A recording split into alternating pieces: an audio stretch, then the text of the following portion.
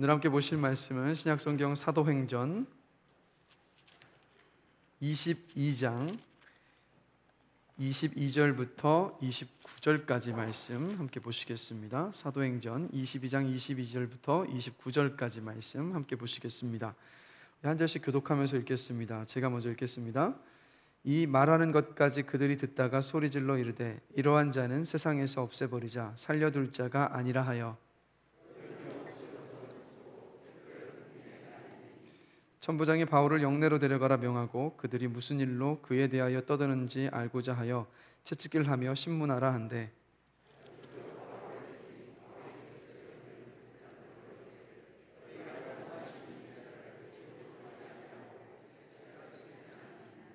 백부장이 듣고 가서 천부장에게 전하여 이르되 어찌하려 하느냐 이는 로마 시민이라 하니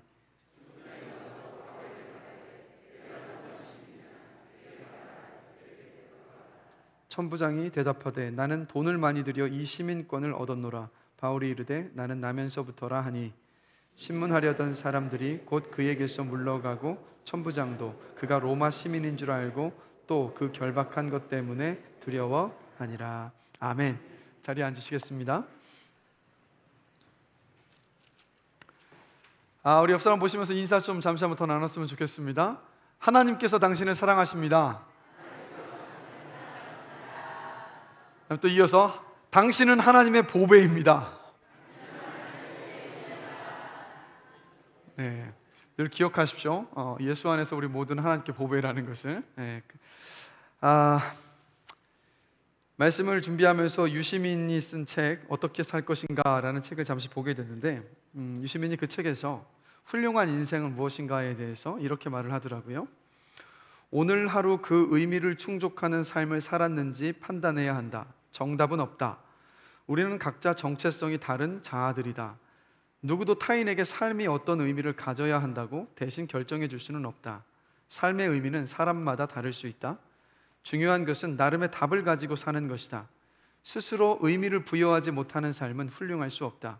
아무리 돈과 큰 권력을 가지고 있어도 아무리 유명한 사람이라고 해도 의미를 모르는 삶은 비천하고 허무할 뿐이다. 숱한 고난을 받고 살다가 모진 핍박을 받아 죽을지라도 스스로 뚜렷한 가치와 의미를 부여하며 살았다면 훌륭한 인생이다 라고 말을 합니다. 그러니까 의미 있는 삶에 대한 유시민의 깊은 고뇌가 느껴집니다. 자, 여러분들도 저와 여러분 모두도 다 의미 있는 인생을 살고 싶어 하지 않습니까? 세상에 어떤 단 한 사람도 무의미한 인생을 살고 싶어 하는 사람은 없을 것입니다. 그런데 문제는 뭐냐면 도대체 의미 있는 인생이란 무엇이냐예요. 무엇이라고 생각하십니까? 의미 있는 인생은 뭘까요? 유시민이 말한 것처럼 사람은 각자 정체성이 각각 다 다른 자아들입니다. 그리고 타인의 삶이, 다른 사람의 삶이 어떤 의미를 가져야 한다라고 해서 대신 결정해 줄 수가 없어요. 각자가 부여하는 인생의 의미가 다르기 때문입니다. 이 사람은 이것에 인생의 의미를 부여하고 또 이 사람은 다른 것에 인생의 의미를 부여하기 때문에 모두가 다 달라요. 무엇보다도 유시민은 말하기를 스스로 뚜렷한 가치와 의미를 부여하며 살았다면 훌륭한 인생이다 라고 말을 했는데 우리 스스로 우리 인생에 대하여서 가치와 의미를 부여하는 것이 여러분 쉬운 일입니까? 내가 살아가는 지금의 인생에 대하여서 내 인생은 의미 있어, 가치 있는 인생이야 라고 스스로가 의미를 부여한다는 것 자체가 여러분 굉장히 어려운 일입니다. 어떠십니까? 지금을 살아가시는 이때까지 살아오셨던 여러분의 인생을 돌아보시면서 가치 있고 의미 있는 인생이라고 생각하십니까? 왜 아무도 답이 없으세요? 바로 이게 우리가 직면한 현실입니다. 우리가 지금 계속해서 사도행전을 통해서 바울의 삶을 살펴보고 있습니다. 그럼 이런 질문을 던져봐요. 바울의 삶은 그렇다면 의미 있는 삶이었나요? 여러분 어떻게 생각하십니까? 바울의 인생은 의미 있는 인생이었습니까? 한번 오늘 본문을 살펴보면서 이 질문에 대한 답을 찾아보면서 그렇다면 우리는 어떻게 살 것인가? 오늘 말씀의 제목처럼 그 답을 한번 찾아보려고 합니다. 지난주 우리가 말씀을 나눴지만 바울은 자신들을 때리던 성난 군중들 앞에서 예수님을 만나기 전에 자기의 모습과 예수님을 만난 사건과 그리고 예수님을 만난 이후에 변화된 자신의 삶을 간증했습니다. 그리고 그 마지막 간증의 끝에는 뭐라고 고백합니까? 예수님께서 나를 구원해 주시고 나를 부르신 이유가 이방인들에게 복음을 전하기 위해서 나를 이렇게 구원해 주셨습니다 라고 마지막으로 고백을 했어요. 그러자 이 바울의 간증을 듣고 있었던 유대인 군중들이 이런 반응을 보입니다. 오늘 함께 읽은 본문 22절 23절 말씀 함께 한번 읽겠습니다. 이 말하는 것까지 그들이 듣다가 소리질러 이르되 살려둘 자가 아니라 하여 떠들며 옷을 벗어 던지고 티끌을 공중에 날리니. 난리가 났습니다. 이 어떤 행동이냐면 다시 바울을 죽여버리자는 극도의 분노를 지금 표현한 겁니다. 왜냐하면 유대인들은 자신들이 하나님께 선택받은 백성이요 민족이라는 그 선민의식이 아주 투철했습니다. 그렇기 때문에 이방인들과 함께 그들이 이렇게 상종하는 것, 관계를 맺는 것, 함께 한다는 것은 그들에게 있어서는 용납할 수 없는 일이었습니다. 더군다나 이때 당시, 즉 바울이 군중들 앞에서 복음을 전하고 간증을 했던 이 당시에 이 이스라엘 땅에는요 유대 민족주의 운동이 아주 활발했던 시기였습니다. 그러니까 이런 상황 속에서 나는 이방인들을 구원하기 위해서 하나님께 부름받은 사람입니다 라고 말을 했으니까 어떻겠습니까? 아주 불난 집에다 기름 뿌린 것과 같았던 거예요. 갑자기 이들이 그것 때문에 화가 나서 분노를 표출하면서 바울을 죽이려고 들고 일어났던 겁니다. 그러자 곁에 있던 로마 천부장이 24절을 보면 이런 명령을 합니다. 우리 함께 한번 읽겠습니다. 천부장이 바울을 영내로 데려가라 명하고 그들이 무슨 일로 그에 대하여 떠드는지 알고자 하여 채찍질하며 신문하라 한대. 조금 전까지는 분명히 바울에게 유대인들 앞에서 말할 수 있는 기회를 줬던 천부장이지 않습니까? 근데 이상하게도 이 유대인들이 막 들고 일어나기 시작하니까 바울을 채찍질하며 신문하라고 지금 명령을 내리고 있습니다. 왜 이랬을까요? 그 이유는 바울이 유대인들 앞에서 간증을 할 때 히브리 말로 간증을 했습니까? 헬라어로 간증을 했습니까? 기억하십니까? 히브리 말, 즉 유대인들의 언어로 간증을 했어요. 당시에 로마 제국의 지배를 받고 있었고 당시에 로마 제국의 공용어는 헬라어입니다. 고대 그리스어. 그러니까 바울이 히브리어로 자기의 간증을 이야기했을 때 곁에 있었던 천부장은 바울이 지금 무슨 이야기를 하고 있는지 도무지 이해하지 못하고 있었어요. 근데 한참 바울이 간증을 하고 있는데 바울의 말이 다 끝나기도 전에 끝나갈 즈음에 갑자기 바울의 말을 듣고 있던 유대인들이 들고 일어납니다. 그것도 그냥 들고 일어나는 것이 아니라 오늘 본문을 보면 어떻게 합니까? 옷을 찢고 소리를 지르며 티끌을 공중에 뿌렸더라. 이건 무슨 행동이냐면 정말 유대인들이 극도로 분노했을 때 나타내는 행동이에요. 그 예루살렘의 치안을 담당하고 있었던 천부장이었기 때문에 그 의미가 무엇인지를 분명히 천부장은 알았습니다. 그래서 무슨 생각을 했냐면 이렇게 바울의 말을 듣고 유대인들이 죽이려고 득달같이 달려들면서 일어났다는 것은 이 바울이 틀림없이 그들이 너무도 싫어하는 그리고 이 치안을 방해하는 흉악범이 틀림이 없다라고 천부장은 생각을 했던 겁니다. 그래서 채찍질하며 신문하라고 명령을 했던 거예요. 그런데 여러분 이 채찍질이라는 것이 여러분 패션 오브 크라이스트라는 영화 기억하십니까? 예수님의 그 순환을 다뤘던 영화. 거기에서 예수님이 채찍질을 당하시는 장면이 나오죠. 로마 시대의 채찍은 어떤 채찍이냐면 그 가죽끈 끝에 쇠 조각과 그리고 뼈 조각이 달려 있었습니다. 그래서 그 채찍질을 당하면 어떻게 되냐면 살점이 다 뜯겨나가서 심하면 불구가 되고 목숨까지 잃는 경우가 많았어요. 그럼 지금 바울이 그 채찍질을 당할 위기에 놓인 겁니다. 그런데 이때 당시에 로마 시대 때 평균 수명이 40대 초반입니다. 그럼 하나님께서 은혜를 주셔서 바울이 이 당시에 몇 살이었느냐? 50대 후반이었습니다. 그때 당시로 치면 정말 뭐라고 표현해야 되죠? 노인이라고 표현해야 되겠죠. 근데 이런 노인이 채찍을 맞는데 그냥 채찍도 아니고 살점이 뜯겨나가는 채찍을 맞는다면 여러분 어떻겠습니까? 바울은 죽을 수도 있었어요. 근데 바울의 사명은 예루살렘에서 복음을 전하는 것까지가 바울의 사명이 아니라 바울은 어디에까지 가서 복음을 전해야 했습니까? 로마에까지 가서 복음을 전하는 것이 바울의 사명이에요. 근데 만약에 지금 채찍질을 맞아서 바울이 죽기라도 한다면 자신의 그 사명, 로마까지 가서 복음을 전하는 그 사명을 시작도 못 해본 채 출발도 하지 못한 채 여기서 끝맺어야 할 그런 위기에 놓였습니다. 그래서 로마 병사들이 바울을 기둥에다가 가죽끈으로 묶습니다. 등에 옷을 벗기고 가죽줄로 이제 채찍을 하려고 합니다. 그런 순간이었는데 그때 바울 곁에 서 있던 백부장에게 바울이 이렇게 말합니다. 우리 25절 말씀 한 목소리로 한번 읽어보겠습니다. 가죽줄로 바울을 매니 바울이 곁에 서 있는 백부장더러 이르되 너희가 로마 시민된 자를 죄도 정하지 아니하고 채찍질할 수 있느냐 하니. 그러자 백부장은 바로 천부장에게 달려가서 이렇게 보고를 합니다. 우리 26절 한번 또 같이 읽겠습니다. 백부장이 듣고 가서 천부장에게 전하여 이르되 어찌하려 하느냐 이는 로마 시민이라 하니.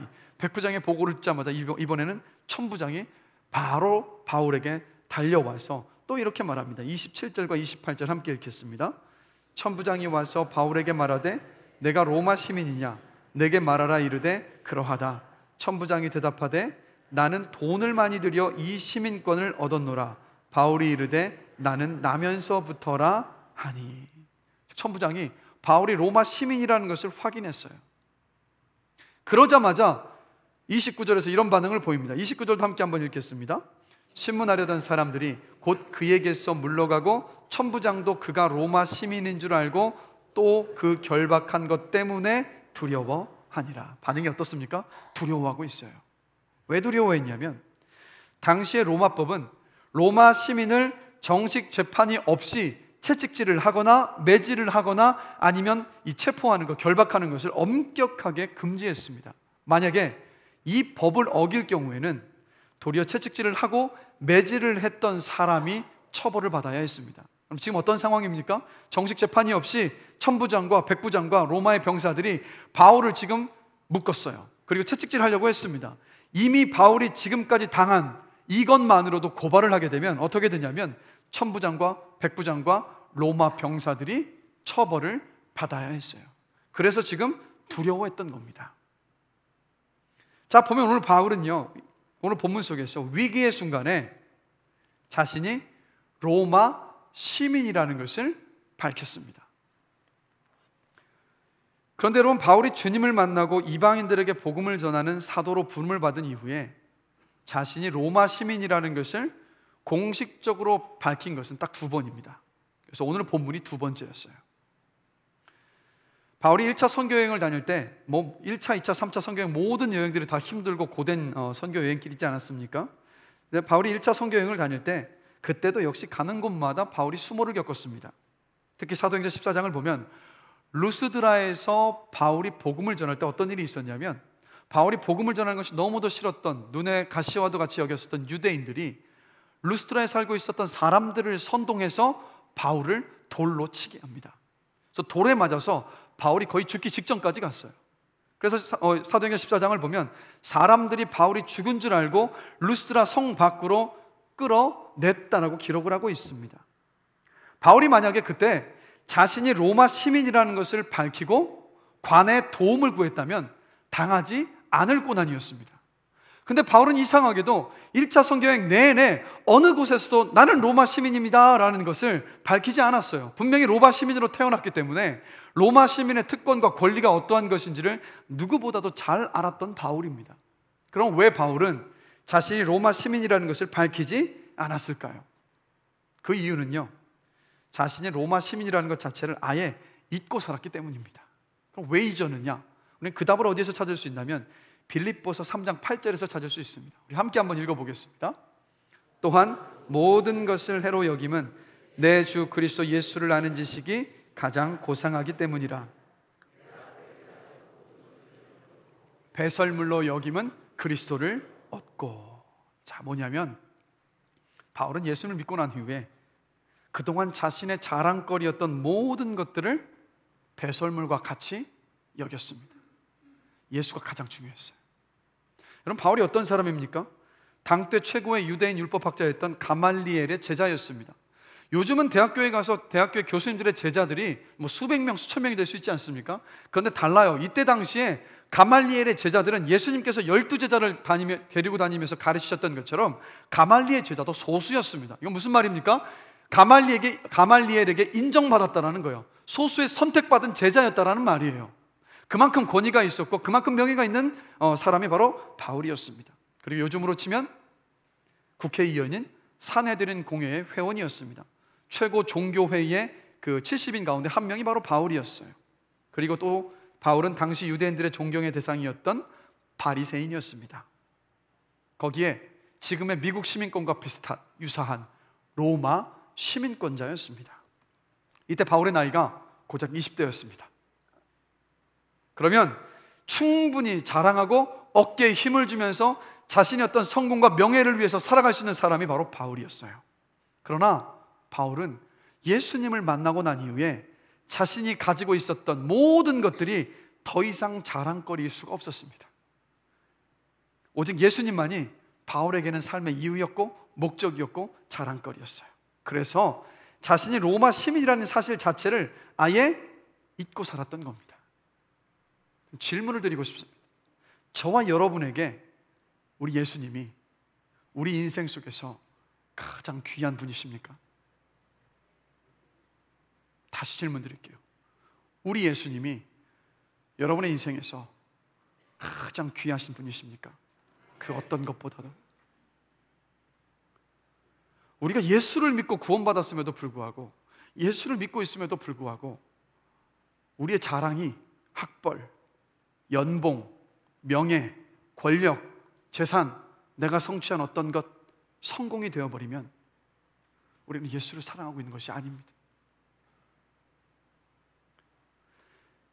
이것들보다 예수님이 좀 더 부차적인 것이고 덜 소중한 것이면 우리가 아무리 세상에 나가서 예수 믿지 않는 사람들에게 예수 믿으세요라고 전한다 하더라도 그 사람도 예수를 가치 있게 받아들이질 않습니다.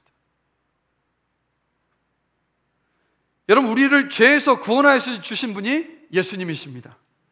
우리에게 천국의 소망을 주신 분이 예수님이십니다. 우리를 죽음의 공포를 이기는 영원한 생명을 주신 분이 예수님이십니다. 우리에게 무조건적이고 무한한 조건 없는 사랑을 주신 분이 예수님이십니다.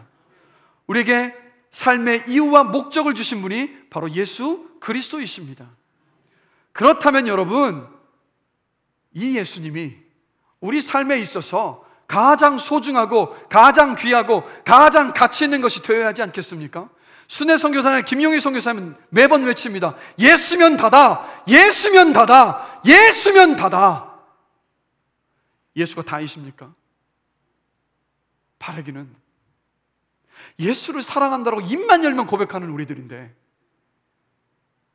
예수면 다다라는 그 고백이 저와 여러분의 고백이기를 원합니다. 다른 어떤 것보다도 예수가 가장 귀하고 소중해서 누구를 만나더라도 예수를 자랑하고 예수를 말하고 예수를 전할 수 있게 되기를 원합니다. 이렇게 예수님 때문에 로마 시민이라는 것을 잊고 살던 바울이에요. 그런데 사도행전 16장을 보면 바울은 신라와 함께 빌립보에서 예수님을 전했습니다. 그곳에서 어떤 일이 있었냐면 한 귀신 들린 여인을 나사렛 예수 그리스도의 이름으로 귀신 들린 여인에게서 귀신을 내어 쫓았습니다. 그런데 그 귀신 들린 여인을 통해서 점을 치면서 많은 돈을 벌었었던 사람들이 졸지에 이 돈을 벌던 수단이 사라져버린 거예요. 그래서 그 사람들이 화가 나서 바울을 끌어다가 빌립보시의 집정관 앞에 끌고 갑니다. 그 앞에 세웠어요. 그때 그 빌립보시의 집정관은 정식 재판도 없이 바울을 끌고 온 사람들의 말만 듣고 바울과 실라를 심하게 매질을 해서 지하 감옥에 가두었습니다. 지하 감옥에 가두었었던, 지하 감옥에 갇혀 있었던 그날 밤에 어떤 일이 있었습니까? 하나님께서 기적을 보이셨죠. 바울과 실라의 발에 잡고 있었던 착고를 풀어주시고 감옥 문을 여셨습니다. 그래서 그 자리에서 어떤 일이 있었습니까? 간수와 간수의 가족들이 바울과 실라가 전했었던 복음을 듣고 구원을 받는 기적이 일어났어요. 다음날 아침이 됐습니다. 빌립보의 집정관은 간수를 보내서 바울과 실라를 석방시키라고 합니다. 그때 바울은요, 자신과 실라가 로마 시민이라는 사실이 갑자기 떠올랐습니다.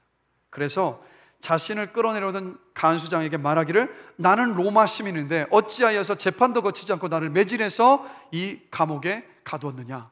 어서 집정관이 와서 사과를 하고 나에게 와서 사과를 하게 해달라고 요청을 합니다. 그러자 바로 집정관이 바울과 실라에게 와서 놀라서 도리어 바울에게 이렇게 부탁합니다. 우리들의 잘못을 문제 삼지 말고 제발 이곳을 조용히 떠나주십시오 라고. 이때 바울이 깊이 깨달은 것이 있습니다. 바울이 배설물처럼 여겼던 것들이 주님을 전하는 일에 사용이 되었을 때 생명을 살리는 소중한 도구로 쓰임받을 수 있다는 것을 이때 바울이 깊이 깨달았어요. 만약에 바울이 이때 시민권자라는 것을 드러내지 않았다면 어쩌면 바울은 감옥에 영영 갇혔을 수도 있었습니다. 그곳에 머물러서 복음을 전하는 그 일들이 막혔을 수 있어요. 그럼 바울이 복음을 전하는 일이 막혀지게 되면 어떻게 됩니까? 바울의 복음을 듣고 수많은 사람들이 살아나는 생명을 얻는 그 놀라운 일들이 멈춰질 수밖에 없었다라는 거예요. 그러나 바울은 이때 깊이 깨달았습니다. 내가 예수를 믿고 나서 배설물과 같이 여겨졌던 것이라 하더라도 그것이 주를 위해서 사용되어졌을 때는 누군가를 살리는, 주님을 전하는 그 일들에 아름답게 쓰일 수 있는 것이로구나 라는 것을 바울이 이때 깊이 깨달았습니다. 그래서 여러분, 바울의 삶을 보시면 자신이 가지고 있었던 모든 것들을 오직 누구를 위해서 사용했습니까? 예수 그리스도를 위해서 사용했습니다. 다른 사람을 위해서 복음을 전하는 것을 위해서 바울은 사용했습니다. 만약에 바울이 로마 시민으로 살아가는 삶에 자신의 목적과 이유를 두었다면 그의 경력과 지위와 학벌과 능력 때문에 바울은 어쩌면 상당한 출세와 부를 이루면서 살아갔을 겁니다. 근데 만약에 바울이 그러한 삶을 살았다면 바울은 우리와 아무 상관없는 사람이었을 겁니다. 수많은 사람들을 구원하지도 못했을 것이고 지금까지도 그의 신앙의 삶이 선한 영향력을 끼칠 수도 없었을 것입니다. 그저 2000년 전에 살다가 죽은 그냥 한 명의 로마 시민에 불과했을 거예요. 그러나 자신의 모든 것을 오직 예수를 위해서 바쳤을 때 어떻게 됐습니까? 그 결과가 우리 손에 쥐어진 13권의 성경이고 그가 개척한 수많은 로마 제국 안의 교회와 성도들이었고 그리고 바로 저와 여러분들이지 않습니까? 바울이 모든 것을 다 걸어서 전했었던 그 복음이 로마 제국 전역을 다 뒤덮고 배를 타고 건너서서 아메리카로 들어가고 아메리카에서 다시 건너서 중국과 일본을 거쳐서 우리나라에 들어와서 저와 여러분들이 그 복음을 듣고 지금 살아계신 하나님을 만나고 예수를 믿어서 구원받아서 이 자리에서 예배를 드리고 있는 것이지 않겠습니까? 그래서 여러분, 저와 여러분들도 바울과 같은 주를 위해서 모든 것을 다 걸고 그래서 저와 여러분들을 인하여서 누군가가 생명을 얻는 아름답고 복된 삶이 되기를 주님의 이름으로 간절히 기도합니다. 그래서 여러분, 우리가 신앙생활을 하면서요 바울처럼 이런 고백을 한 번쯤은 했습니다. 주님, 저도 바울처럼 주를 위해 살겠습니다. 내 모든 것 주를 위해서 다 드리겠습니다라고 한 번쯤은 다 고백해 보셨을 거예요. 그러시죠? 왜 아니신 것처럼 다 한 번쯤은 고백하셨을 거라고요. 그러나 안타까운 것은 어디에 있습니까? 그 고백이 구호로 남고 생활의 염려 때문에 우리의 마음이 무디어져서 잊혀질 때가 다반사라는 거예요. 그런 삶을 원하는데 살지 못하고 있는, 소원과 바람은 그러한 삶인데 그렇지 못한 우리 자신을 보면서 후회하고 회개하며 가슴 치는 경우가 많지 않습니까? 그 이유가 도대체 뭐라고 생각하십니까? 여러분, 사람은요 끊임없이 무언가를 욕망합니다. 그 욕망이 멈추질 않아요. 그래서 무언가를 소유한다라는 것 자체에 우리는 만족할 수가 없습니다. 심지어는 뭔가를 이루어내는 것, 성취하는 것, 성공하는 것조차도 우리들에게 영원한 만족이 되지 못해요. 끊임없이 또 다른 무언가를 추구해야 합니다. 3등은 2등을 부러워하고 2등은 1등을 부러워하고 1등은 1등을 끊임없이 유지하기를 부러워해요. 동메달을 딴 사람은 은메달을 부러워하고 은메달을 딴 사람은 금메달을 부러워합니다. 우리 아이들이 수학 시험에서 90점을 받아오면 우리 어머님들은 뭐라고 이야기합니까? 너 왜 100점 못 받아오니? 그럼 100점 받아오면 그 다음에 뭐라고 말하죠? 너 이렇게 100점 맞을 수 있는데 다른 과목은 왜 못 맞아와? 이게 사람이지 않습니까? 아주 작은 것이라도 만족하지 못해서 끊임없이 무언가를 욕망하는 존재가 바로 저와 여러분들이에요. 미국 프로농구 NBA 선수 중에요 케빈 듀란트라는 아주 유명한 선수가 있습니다. 듀란트는 자신이 데뷔한 오클라호마 썬더스라는 농구팀에서 이 NBA 챔피언십 반지를, 트로피를, 우승 트로피를 쥐어보지 못했기 때문에 그 우승 트로피를 얻기 위해서 골든 스테이트 워리어스라는 다른 팀으로 2016년에 이적을 했습니다. 그리고 2017년, 즉 2016년, 2017년 시즌에 지금 사진에 나오죠? NBA 파이널에서 우승을 하고 드디어 그가 그렇게 갖고 싶었던 NBA 우승 트로피를 손에 얻습니다. 그것만 얻은 게 아니라 마지막 파이널 경기에서 파이널 MVP까지 얻었어요, 이 케빈 듀란트가. 근데 그토록 원했던 우승인데 그 2017년 여름에 듀란트가 주변의 감독과 자신의 동료 선수들에게 고백하기를 기쁘지 않다고. 우승하면 모든 것이 바뀔 줄 알았는데 아무것도 변하지 않았다고 그 고백을 했습니다. 그 고백을 한 후에 잠시 흔들렸지만 다시 마음을 가다듬고, 그래, 다시 한번 NBA 우승을 하면, 우승 트로피를 내 손에 쥐면 그러면 그때는 뭔가 달라지겠지라는 그 마음으로 다시 그 다음 시즌에 골든 스테이트 워리어스를 이끌고 케빈 듀란트는 또다시 NBA 우승 트로피를 거머쥐었습니다. 그리고 또다시 두 번째로 그 파이널 시리즈의 MVP까지 얻어서 2개의 트로피를 손에 쥐었어요. 그때 케빈 듀란트는 만족했을까요? 아니요. 그때도 똑같았습니다. 듀란트는 만족하지 못하고 기쁨이 없어서 결국엔 어떻게 했냐면 이번 시즌을 마치고 다른 팀으로 이적을 합니다. 왜냐하면 그곳에서 우승을 하면 무언가 만족이 있을까 봐서. 오스 기니스의 책 인생이라는 책을 보면요, 오스 기니스가 이런 말을 합니다. 우리가 무엇인가를 끊임없이 욕망하고 있다는 사실이 바로 우리가 피조물이라는 증거입니다.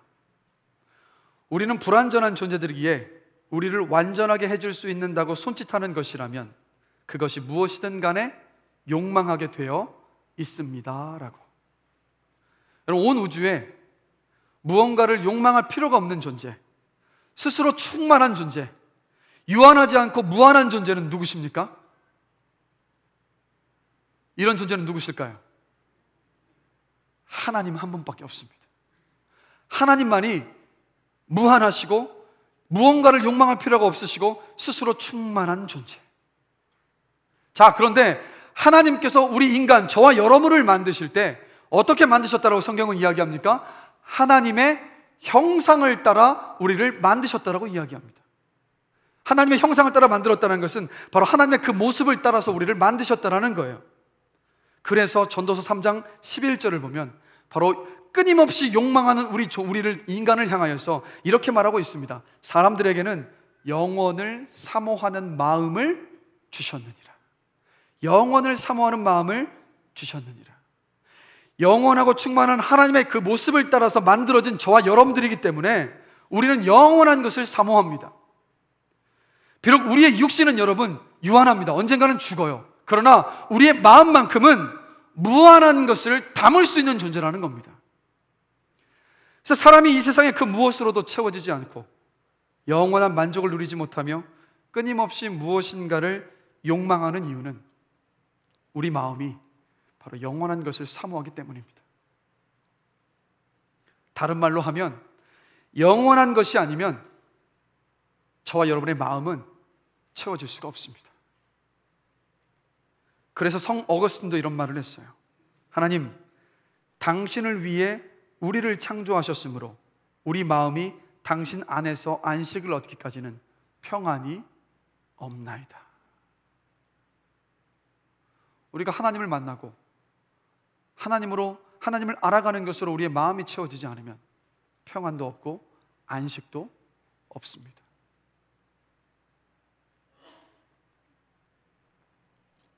사람은 하나님을 믿지 않아서 하나님과의 관계가 끊어졌습니다.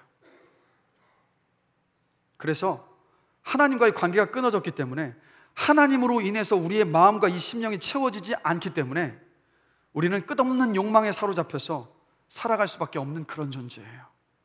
그래서 안식도 없고 평안도 없고 만족도 없고 기쁨이 없을 때가 그렇게 많은 이유가 바로 여기에 있습니다. 근데 이 욕망이 온갖 죄를 다 만들어내요. 시기, 질투, 미움, 다툼, 탐욕, 음란함, 온갖 중독들, 그리고 범죄에 이르기까지.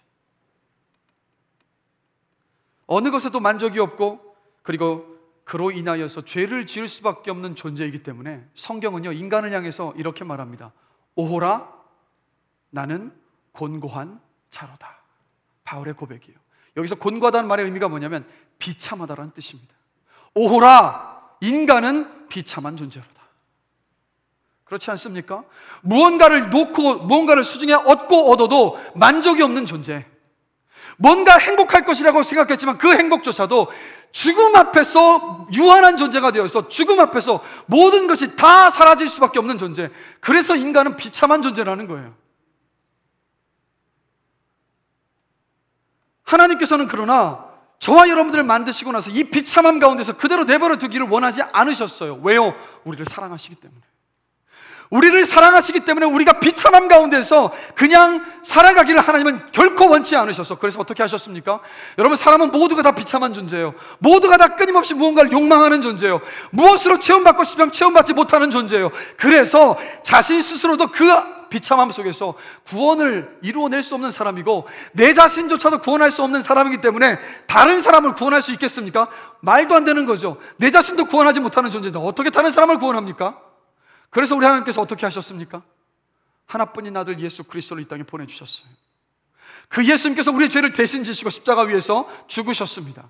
근데 죽음 가운데 머물러 계시지 않고 3일 만에 부활하셨습니다. 할렐루야. 이 예수 그리스도의 십자가와 부활을 믿었을 때 주님께서 뭐라고 하십니까? 그래, 내가 너의 죄를 용서해 주겠노라. 근데 주님께서 죄를 용서해 주신 것, 그 구원이 뭡니까?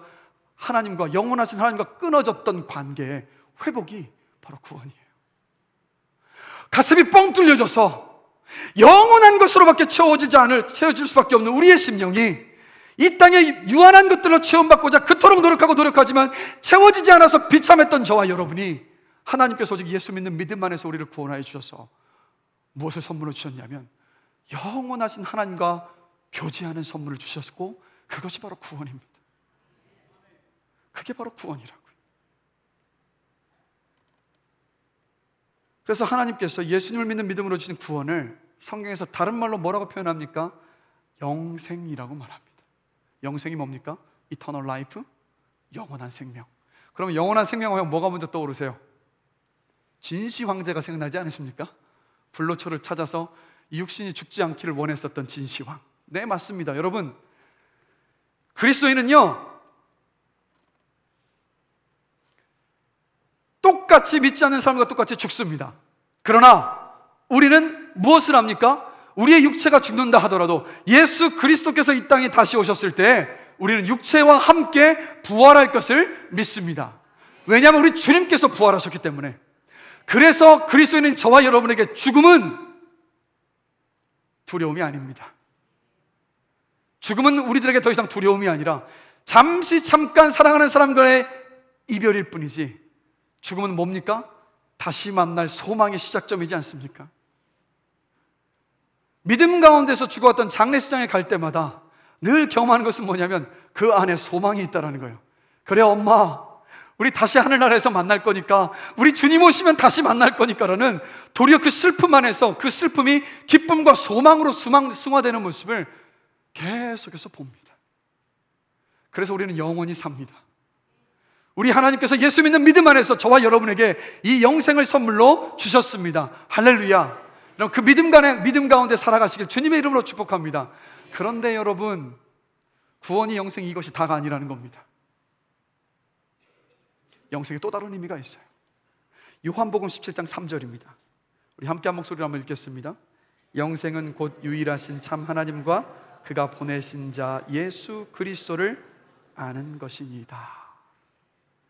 영생이 뭐라고 말합니까? 말씀 그대로 띄워주실까요? 요한복음 17장 3절. 영생이 뭐라고 말합니까? 곧 유일하신 참 하나님과 그가 보내신 자 예수 그리스도를 아는 것이다. 이 말은 똑같은 말이에요. 하나님이 예수님이시고 예수님이 하나님이시기 때문에 결국 뭘 말합니까? 영생은 곧 하나님을 아는 것이라는 거예요.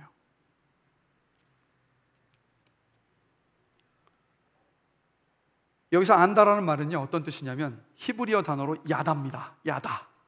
이 야다는 무슨 뜻이냐면 부부가 서로를 깊이 알아서 하나가 된다는 뜻이 바로 여기에 사용되는 안다라는 단어예요. 그렇다면 하나님을 안다는 것이 무엇을 말하겠습니까? 그 하나님과 깊은 교제를 통해서 친밀해져서 하나님으로 우리가 충만해지는 것을 가리켜서 영생이라고 말하고 있는 거예요. 그럼 우리는 이런 질문을 던져보게 됩니다. 그럼 우리가 어떻게 우리 눈에 보이지 않는 영이신 하나님으로 충만해질 수 있을까? 우리의 눈에 보이지 않는 그 영이신 하나님과 도대체 어떻게 교제를 해서 그분을 알아서 그분을 아는 믿음으로 우리의 내면이 충만해질 수 있을까요? 어떻게 할 수 있을까요, 여러분? 눈에 보이지 않는 하나님이신데 뭘까요? 다 아시면서 왜 그러십니까? 말씀입니다. 성경. 하나님은 우리가 읽을 수 있고 우리가 이해할 수 있는 언어로 자신이 어떤 분이신지를 성경에 손수 기록하셔서 우리들에게 주셨어요. 여러분, 우리가 하나님을 사람이 인간이 살아가면서 착각하는 것이 있습니다. 하나님을 알 수 있다고. 질문 드릴게요. 저와 여러분들이 하나님을 알 수 있습니까? 성경이 없이? 자연 만물을 통해서 하나님이 계시다는 것을 느낄 수는 있어요. 그러나 하나님께서 하나님이 어떤 분이신지를 저와 여러분에게 계시, 즉 그분께서 알려주시지 않으면 우리는 하나님을 알 수 없습니다. 왜요? 우리는 피조물이고 그분은 영원하신 분이기 때문에. 한번 생각해 보십시오. 유한한 우리 인간이 도대체 영원하신 하나님을 어떻게 알 수 있다란 말이에요? 하나님을 만약 우리가 이 유한한 피조물인 우리가 하나님을 조금이라도 알았다고 이야기하는 그 순간 하나님은 더 이상 하나님이 아니십니다.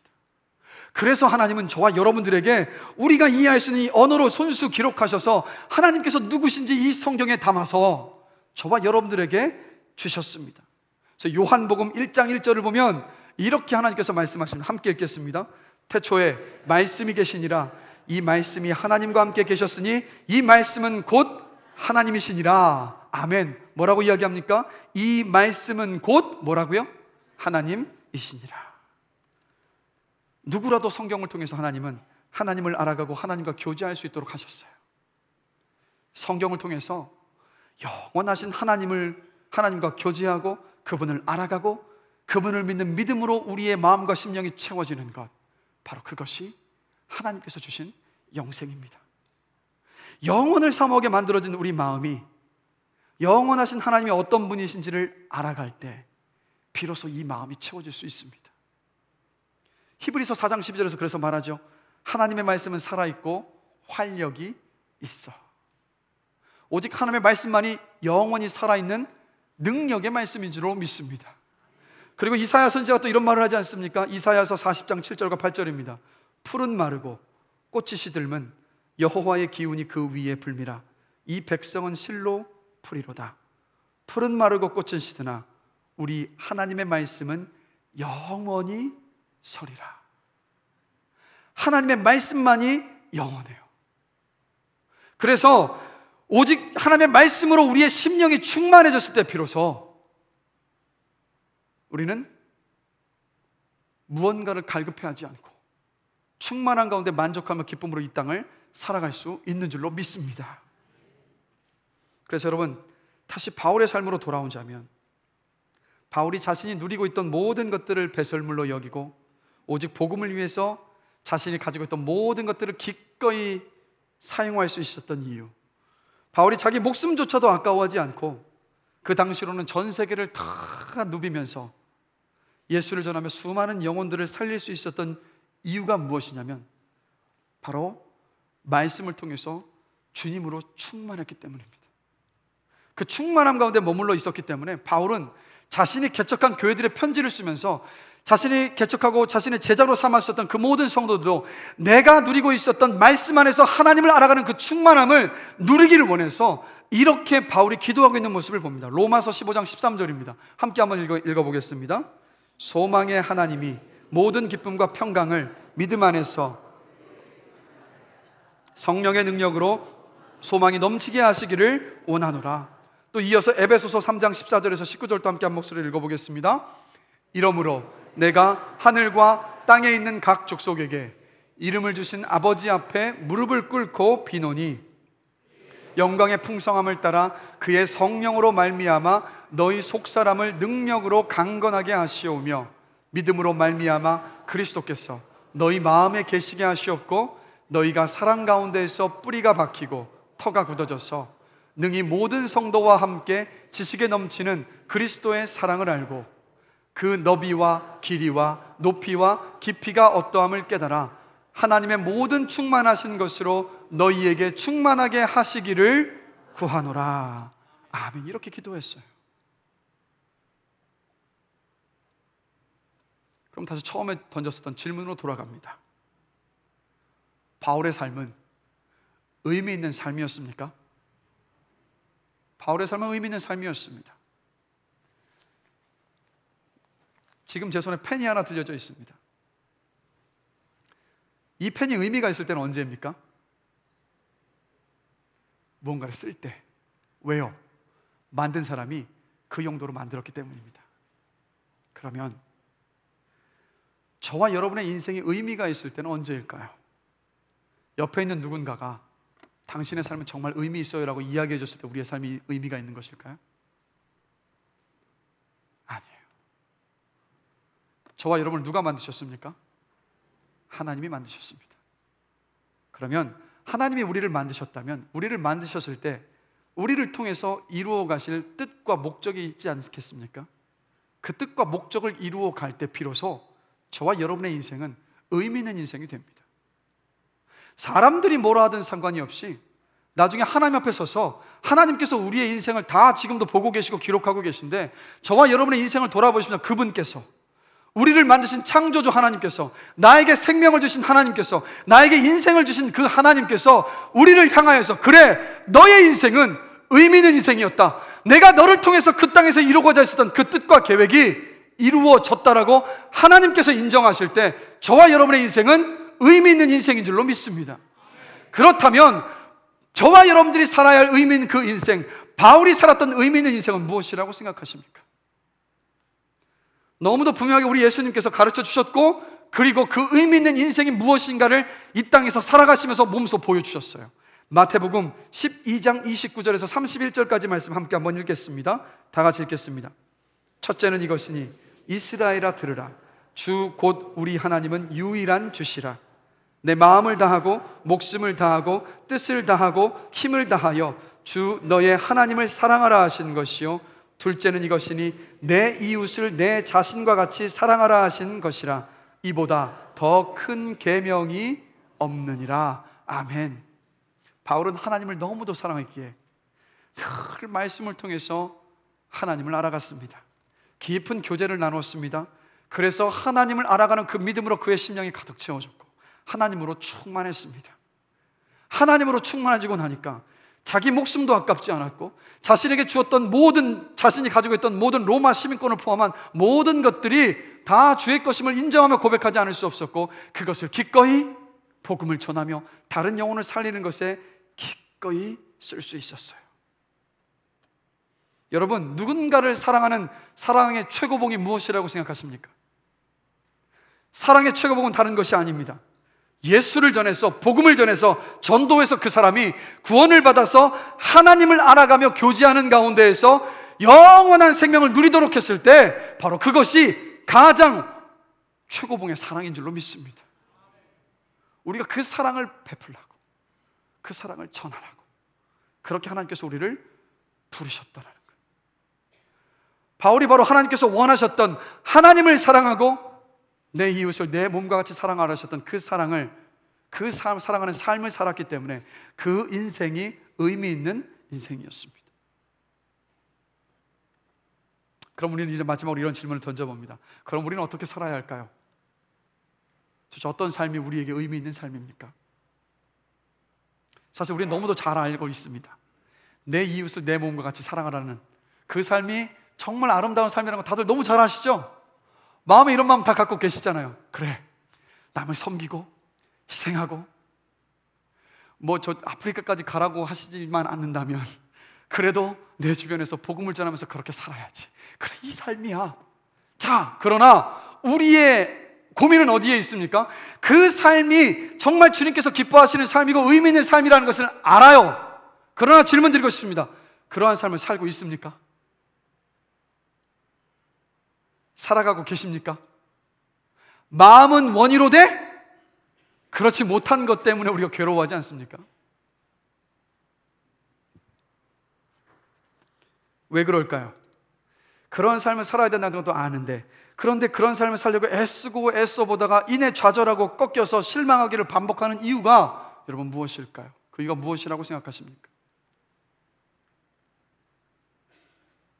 하나님과 교제 없이 하나님을 알아가는 것으로 우리의 심령이 충만해지는 것이 없이 내 힘으로, 내 의지로, 내가 가진 것으로 이웃을 사랑하려고 하니까 힘에 부칠 수밖에 없는 거예요. 여러분, 이것을 인정하셔야 됩니다. 우리는요, 다른 사람을 내 몸처럼 사랑할 수 없는 존재입니다. 아닌가요? 솔직하게 인정하셔야 돼요. 우리는 다른 사람을 내 몸처럼 사랑할 수 없는 사람들입니다. 그럼 하나님께서 불가능한 삶의 목적을 저와 여러분들에게 주셨습니까? 아니요. 우리가 먼저 놓치는 것이 있어요. 하나님께서 뭐라고 말씀하십니까? 내 이웃을 내 몸과 같이 사랑하라 말씀하시기 전에 무엇이라 말씀하십니까? 하나님을 사랑하라고. 하나님을 사랑하라고. 하나님을 사랑하면 말씀을 통해서 하나님을 알아가는 것이 하나님을 사랑하는 것입니다. 말씀을 통해서 하나님을 알아가며 하나님을 내 심령, 내가 그 말씀을 통해서 안 그 하나님이 내 심령 가운데 채워져서 내 심령이 충만해졌을 때, 그때서야 비로소 우리는 다른 사람들을 섬기며 도우며 복음을 전하며 이 땅을 살아갈 수 있어요. 그래서 베드로를 예수님께서 부르셨을 때 뭐라고 말씀하십니까? 야, 가서 내가 너에게 남겨준 양떼들을 잘 가르치고 먹이고 잘 돌봐라. 그걸 먼저 말씀하시지 않으셨어요. 예수님께서 뭐라고 질문하셨습니까? 먼저 네가 나를 사랑하느냐? 3번을 질문하셨어요. 3번을. 베드로야, 네가 나를 사랑하느냐? 베드로야, 네가 나를 사랑하느냐? 베드로야, 네가 나를 사랑하느냐? 네, 주님, 제가 주님을 사랑하는 진주를 주님께서 아십니다라는 이 고백을 3번 듣고 나시고 나서야 주님 말씀하시잖아요. 내 양떼를 먹여라. 내 양떼를 쳐라. 내 양떼를 먹여라. 왜 그러셨겠습니까? 하나님과의 교제를 통해서 하나님으로 충만해지는 것이 먼저라는 겁니다. 여러분, 쉽게 생각해 보십시오. 우리가 육신이 건강하지 못하면 다른 사람들을 돕고 섬길 수 있습니까? 없습니까? 그런 사람들도 있어요. 휠체어를 타고서도요, 정말 하나님으로 내면이 채워져서 다른 사람들을 섬기고 돕고 하는 아주 놀라운 믿음의 사람들이 있습니다. 닉 부이치치 같은 사람들. 그렇지 않습니까? 그러나 일반적으로 보면 우리의 육신이 건강하지 않으면 다른 사람을 돕는 것이 쉽습니까? 어렵습니까? 어려워요. 똑같습니다. 우리의 내면이 하나님으로 인해서 충만해지지 않고서는 다른 사람을 도울 수가 없습니다. 초대교회를 보면요, 이 탐욕스러운 인간의 모습과 정반대되는 놀라운 모습이 펼쳐집니다. 사도행전 2장 44절에서 47절까지 말씀인데 우리 한번 한 목소리 한번 읽어보겠습니다. 믿는 사람이 다 함께 있어 모든 물건을 서로 통용하고 따라 나눠주며 날마다 마음을 같이하여 성전에 모이기를 힘쓰고 집에서 떡을 떼며 기쁨과 순전한 마음으로 음식을 먹고 하나님을 찬미하며 또 온 백성에게 칭송을 받으니 주께서 구원받은 사람을 날마다 더하게 하시니라. 아멘. 자, 초대교회 실제 있었던 모습입니다.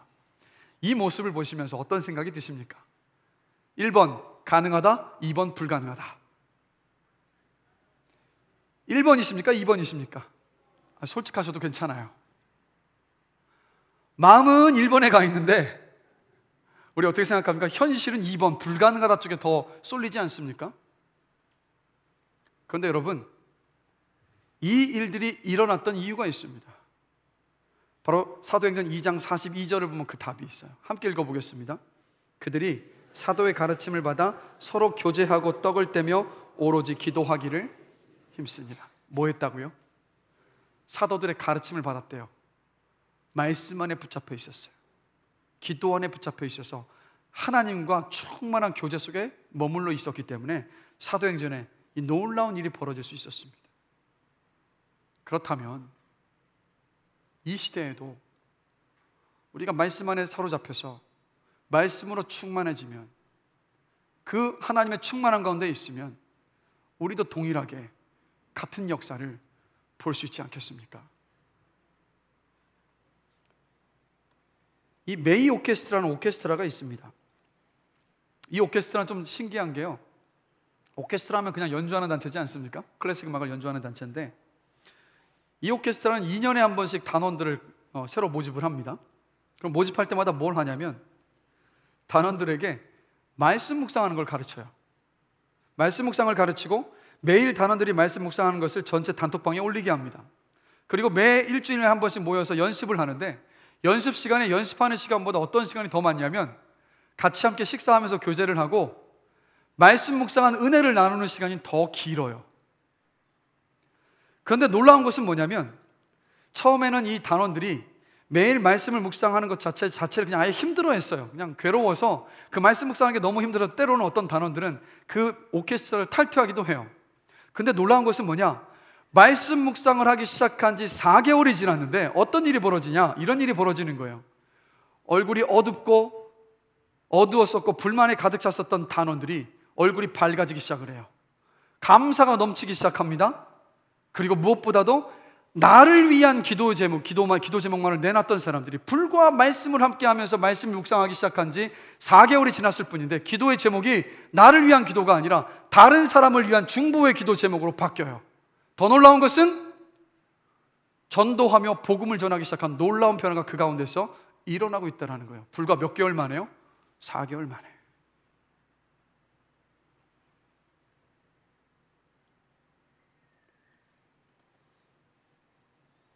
질문을 드립니다. 의미 있는 삶, 누군가에게 선한 영향력을 끼치는 삶, 복음을 전하는 삶, 하나님의 뜻대로 살아가는 삶, 하나님의 충만함이 나타나는 그 삶을 살기를 원하십니까? 다시 질문 드릴게요. 제가 조금 전에 말씀드린 이러한 삶을 살기를 원하십니까? 그렇다면 여러분, 저와 여러분에게 회복되어야 될 것은요, 바로 말씀과 기도를 통해서 하나님과 그 교제하는 시간의 회복이 필요합니다. 이 회복이 없이는요, 꿈은 거창한데, 이상은 큰데, 이상은 높은데 다다르지 못한 채 늘 실망하며 좌절하며 낙심한 채 주저앉을 수밖에 없어요. 4개월 만에 말씀을 묵상하기 시작했었던 오케스트라 안에 그곳의 단원들의 삶 가운데 그런 놀라운 기적이 일어났다면, 그런 놀라운 기적이 지금도 일어나고 있다면, 저와 여러분들에게 일어나지 못할 이유는 어디에 있습니까? 중요한 것은 저와 여러분들이 말씀 앞에 서지 않는다라는 거예요. 영생을 그냥 내세 천국에 가는 것만으로 치부한 채 영생은 곧 하나님을 아는 것이라고 분명히 말씀해 주셨음에도 불구하고 하나님이신 그 말씀 앞에 우리가 서지 않기 때문에 우리는 이 땅을 살아가면서 영생을 누리지 못하는 거예요. 하나님으로 충만하지 못하니까 이상은 높지만 그 이상에 다다르지 못하는 내 자신을 보면서 끊임없이 아파하며 끊임없이 실망하며 주 앞에 올 때마다 주님, 내가 주님의 뜻을 따라 살아가는 그 삶을 이끌어주며 감사합니다는 감사의 고백보다는 늘 가슴을 치며 회개하는 기도가 먼저 나오는 그런 삶 가운데 있는 것 아니겠습니까? 질문 드릴게요. 이번 한 주 살아오시면서 도대체 얼마나 영원하신 그 하나님, 나에게 영원한 삶을 주시는 그 하나님과 얼마나 만나시며 교제하셨습니까? 얼마나 말씀을 읽으셨습니까? 얼마나 말씀을 대하셨습니까? 2018년 한국 기독교 분석 리포트를 보면요, 한국교회 개신교 그 기독교인들이 일주일에 말씀을 보는 평균 시간이 몇 분인지 아십니까? 48.7분입니다. 자, 7로 나누면 반올림해서 하루에 7분 말씀을 봐요. 근데 또 더 안타까운 것은 그 중에 또 말씀을 읽지 않는 성도가 41.5%. 한 주일 내내 말씀조차 펼쳐보지 않는 사람이 41.5%. 그 다음에 일주일의 평균 기도 시간은 21.5분입니다. 7로 나누면 하루에 몇 분이요? 3분. 아마도 아침, 점심, 저녁 식사 기도 시간인 것 같아요. 질문 드릴게요. 정말 하나님으로 충만한 삶을 살아가고 싶으십니까? 그러면 삶을 좀 돌아보시고 영원하신 하나님 앞에 좀 서셔야 합니다. 아니, 그분으로 채워지지 않고 그 하나님을 알아가는 시간이 없이 도대체 어떻게 그 삶을 살아가시려고? 이런 말 있지 않습니까? 물에 빠져 사람이 죽으면 그리스도인들은 뭐가 먼저 뜬다고요? 엉덩이가 물 위에 떠오른다고 하잖아요. 왜요? 하도 말하는 걸 좋아해가지고. 물속에서도 물고기들과 말하느라고. 이게 뭘 말하는 겁니까? 삶은 안 그런데 말은 번지를 하다는 말 아니겠습니까? 근데 남 탓할 필요도 없습니다. 지금 나는 어떻습니까?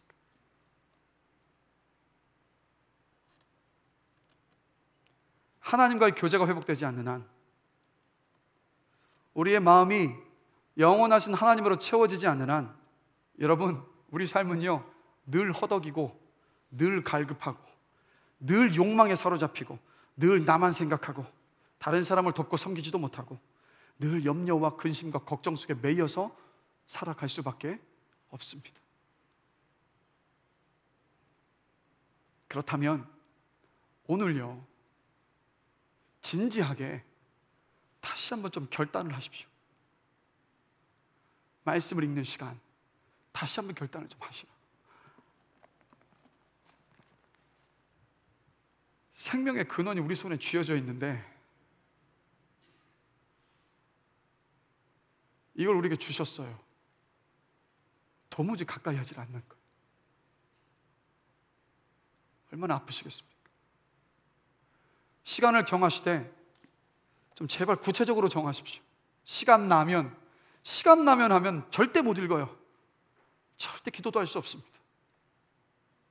아침에 눈 뜨자마자, 아침에 출근하자마자, 아내와 자식, 남편과 자식들 다 출근 보내고 학교 보내자마자 모든 일과를 다 마치고 침대에 눕기 전에 무언가 다른 것과 함께 연관되어져서 생각할 수 있는 그 시간을 정하셔서 여러분 영원하신 하나님과 만나는 그 시간을 다시 한번 정하십시오. 그리고 말씀을 읽으시는 것이 도무지 힘드십니까? 다 스마트폰 들고 계시죠? 게임하고 검색하고 쇼핑하고 음악 듣고 유튜브 보고 거기에 스마트폰 사용하지 마시고 그것에만 스마트폰을 낭비하지 마시고 드라마 바이블을 좀 다운받으십시오. 드라마 바이블은 뭐냐면 우리나라의 많은 차인표를 포함한 국내 유수의 크리스찬 이 연예인들이 음성으로 해서 그걸 다 이렇게 드라마식으로 녹음한 성경입니다. 그냥 무료예요. 무료로 배포되고 있으니까 드라마 바이블을 검색하셔서 다운받으셔서 출근하실 때 다른 것 듣지 마시고 말씀 들으십시오. 지하철 안에서, 버스 안에서, 운전하시는 차 속에서, 아니면 화장실에 가셨을 때 그거 켜놓고 들으십시오. 그리고 말씀을 그냥 읽지 마시고 막 양을 채우기 위해서 100장 읽고 300장 읽고 그게 중요한 것이 아니라 한 장을 읽더라도 그 말씀 속에서 이 질문에 대한 답을 찾으시는 거죠. 하나님은 어떤 분이신가? 하나님은 누구신가? 이 질문 속에서 그 말씀 속에서 하나님을 발견하시길 바랍니다. 그리고 8월달 한 달 동안에 주일 오후에 큐티 학교가 열릴 것입니다. 그러면 말씀 묵상하는 것이 무엇인지 많이들 오셔서 배우십시오. 배우시고 말씀을 묵상하는 그 훈련들을 해나가시면서 말씀 묵상하는 그 시간들이 여러분의 삶 가운데서 깊이 삶으로 뿌리내리게 되기를 주님의 이름으로 간절히 기도합니다. 그리고 여러분 기도하는 것에 최선을 다하십시오. 여러분 이거 다 아시죠? 기도는 영혼의 뭐라고요? 영혼의 호흡이다. 공기가 없으면 살지 못하는 것처럼 그리스도인들에게 기도가 없으면 살 수 있습니까? 없습니까? 살 수 있습니까? 없습니까? 근데 왜 기도 안 하세요? 기도하게 애쓰십시오.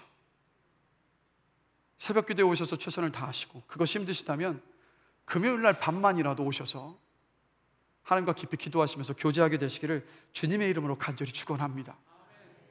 말씀이 길어졌는데 마무리하겠습니다. 여러분, 저를 포함한 우리 모두가 다 말씀과 기도를 통해서 하나님과 교제하면서 하나님을 알아가면서 그 하나님으로 충만해지게 되기를 주님의 이름으로 간절히 기도합니다. 어떻게 살 것인가? 그 답은 분명합니다. 말씀에 사로잡혀서 살아가십시오. 그러면 여러분들이 있는 그 모든 삶의 자리가 하나님을 사랑하고 이웃을 사랑하는 장이 될 것입니다. 그렇고 아름답고 복된 그러한 삶들을 살아가시기를 주님의 이름으로 축복합니다. 우리 이 시간 들었던 말씀을 생각하면서 우리 함께 찬양하기를 원합니다.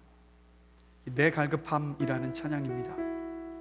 가사 하나를 보시면서 우리의 마음을 담아서 우리 주님께 찬양하시겠습니다.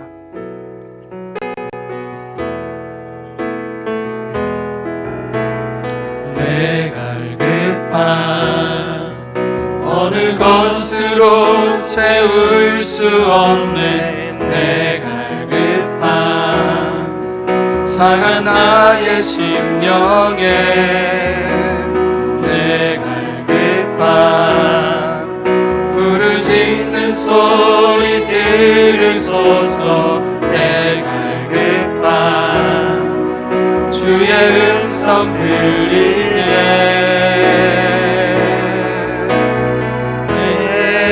내게로 나오라. 영원히 영원히 목마름 전혀 없으리. 내게로 나오라. 가까이 가까이 생수의 근원 되신 주께 내게로 나오라. 영원히 영원히 목마름 전혀 없으리. 내게로 나오라. 가까이 가까이 생명의 근원 되신 주께 내게로 나오라. 영원히 영원히 목마름 전혀 없으니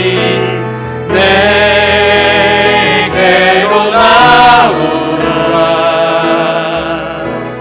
가까이 가까이 생명의 근원 되신 주께 모든 시선을 주님께 드리고 시선을 주님께 드리고 살아계신 하나님을 느낄 때 내 삶은 주의 역사가 되고 하나님이 일하기 시작하네. 모든 시선을 주님께 드리고 전능하신 하나님을 느낄 때 세상은 주의 나라가 되고 하나님이 일하기 시작하네. 우리 시간 잠시 들었던 말씀 생각하며 기도하기를 원합니다. 하나님을 사랑하고 이웃을 사랑하는 하나님의 뜻을 따라 살기를 원하고 그렇게 살겠습니다. 그러나 무엇보다 살아있는 하나님의 그 말씀을 통해서 영원하신 하나님과 교제하며 하나님을 알아가며 하나님으로 충만해지기를 원합니다. 말씀을 읽는 시간을 다시 한번 정합니다. 말씀 묵상할 것을 다시 한번 결단합니다. 말씀으로 충만해지기를 원합니다. 정말 영생을 누리며 살아가는 나의 삶이 될 수 있도록 인도하여 주시옵소서라고 우리 이 시간 들었던 말씀을 생각하시면서 잠시 하나님께 우리 기도하시겠습니다. 다 같이 기도하겠습니다. 사랑과 은혜가 많으신 하나님 아버지, 우리가 무엇이든지 구원하여 주셔서 하나님과 끊어졌던 그 관계를 회복시키시고 영원하신 하나님을 만나며 교제하며 그 하나님으로 우리의 심령을 채울 수 있는 자리로 불러주셨습니까? 하나님 그 은혜에 감사합니다.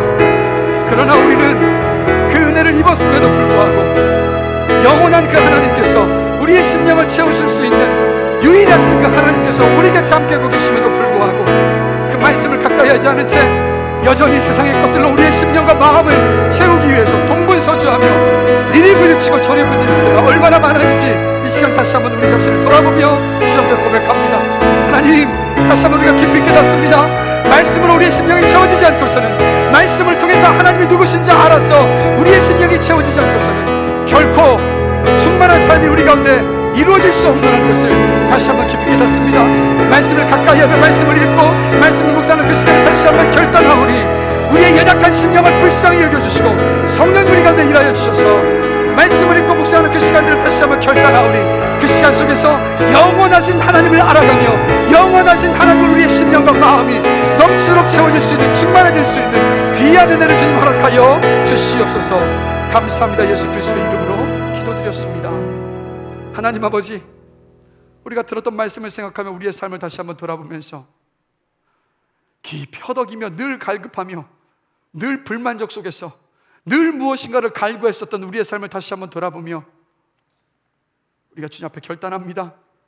하나님, 영원하신 하나님을 깊이 만나고 알아가는 그 시간들을 우리가 다시 한번 결단했사오니 그 시간을 통해서 하나님을 알아가는 영생을 누리는 복된 삶이 될 수 있도록 은혜를 베풀어 주시옵소서. 이 시간 기도했던 것으로 끝나는 것이 아니라 이 시간 한번 말로 주님 앞에 립서비스했던 그 고백으로 멈추는 것이 아니라 이 성전 문 밖을 걸어 나아가던 그 시간부터 말씀을 통해서 주님을 알아가고 주님을 만나가며 주님으로 충만해지는 그 삶의 시간들을 지켜나갈 수 있도록 주님 인도하여 주시옵소서. 그리하여서 한 영혼도 빠짐이 없이 하나님으로 충만한 삶, 정말 주님께서 기뻐하시는 삶, 주님께서 인정하시는 아름다운 인생을 살아갈 수 있도록 주님께서 은혜를 베풀어 주시옵소서. 감사합니다. 예수 그리스도의 이름으로 기도드렸습니다. 아멘.